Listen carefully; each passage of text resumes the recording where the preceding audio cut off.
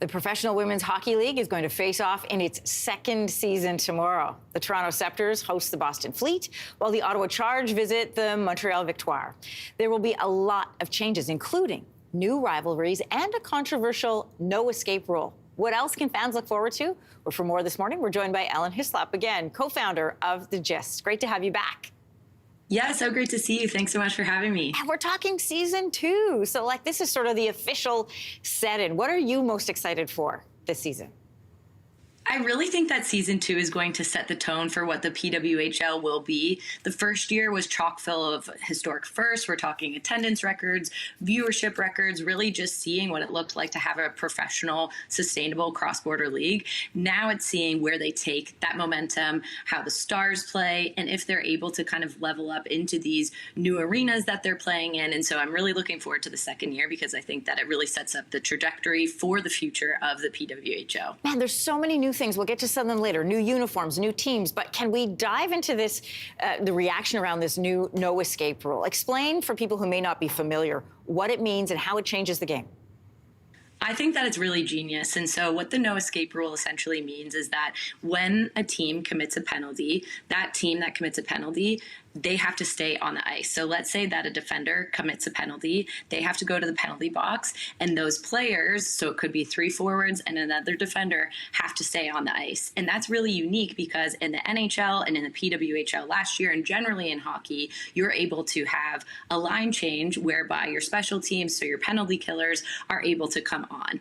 And what this is hoping, what the PWHL hopes that happens with this is that there's an increase in scoring. And the reason why the PWHL instituted it is they looked at their efficiency on the power play, and in comparison to the NHL, the PWHL was less efficient, and we all want a more entertaining game. Everyone loves goals, and so in order to get more goals, they need to see that on the power play. And so it really does change things for the players, it changes things for the coaches, and it's going to be really interesting to see how all of these teams strategize around it. It's also an evolution for fans and for the people who call these games, right? Because you're going to be watching for it and then having to highlight it. We mentioned really quickly some of the changes coming this season. Can you walk us through some more? There's some new teams, and of course we saw the new uniforms unveiled.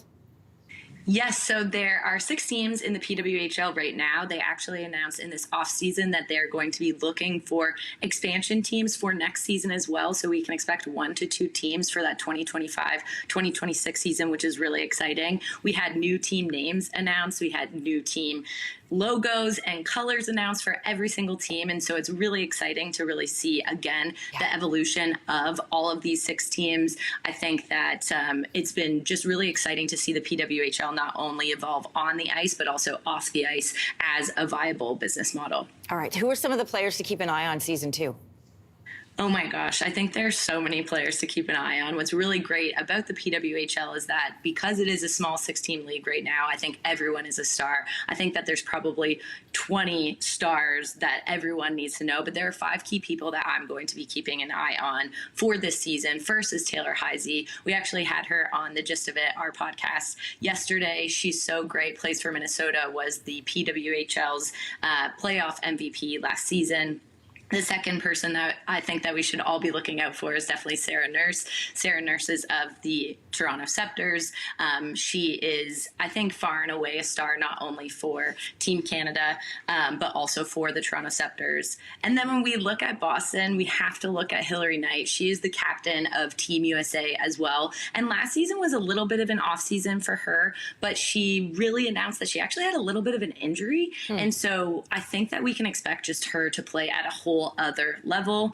Then, of course, we have to talk about Captain Clutch, Captain Canada, Marie-Philippe Poulin. She plays for the Montreal Victoire. She had an incredible first year. Montreal came second in the regular season, but actually dropped out in the first round of the playoffs, which is where only 4 teams kind of make it. And so I think Poulin is really going to be looking to see how far she can take the Victoire into the playoffs this year.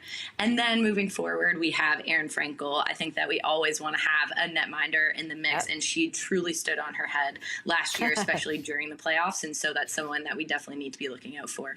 Ellen Hislop, always great to speak with you and enjoy The Gist very much. So thanks so much for joining us today. Have a great weekend. Thanks so much for having me on. If you liked that video, make sure to subscribe to the Your Morning YouTube feed, where you can find all kinds of new content posted every weekday morning.